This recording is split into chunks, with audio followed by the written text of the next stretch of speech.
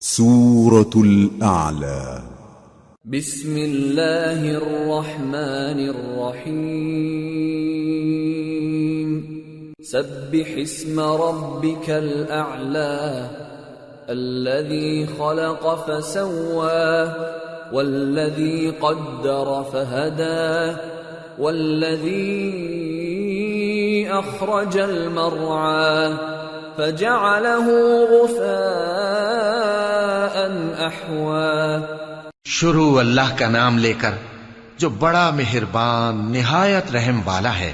اے پیغمبر صلی اللہ علیہ وآلہ وسلم اپنے پروردگار عالی شان کے نام کی تسبیح کرو، جس نے انسان کو بنایا پھر اس کے اعضاء کو درست کیا اور جس نے اس کا اندازہ ٹھہرایا پھر اس کو رستہ بتایا اور جس نے چارہ اگایا پھر اس کو سیاہ رنگ کا کوڑا کر دیا۔ سنقرئك فلا تنسى إلا ما شاء الله إنه يعلم الجهر وما يخفى۔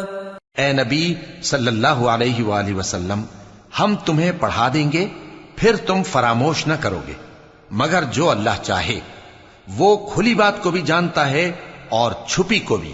وَنُيَسِّرُكَ لِلْيُسْرَى فَذَكِّرْ إِن نَّفَعَتِ الذِّكْرَى سَيَذَّكَّرُ مَن يَخْشَى وَيَتَجَنَّبُهَا الْأَشْقَى الَّذِي يَصْلَى النَّارَ الْكُبْرَى ثُمَّ لَا يَمُوتُ فِيهَا وَلَا يَحْيَى۔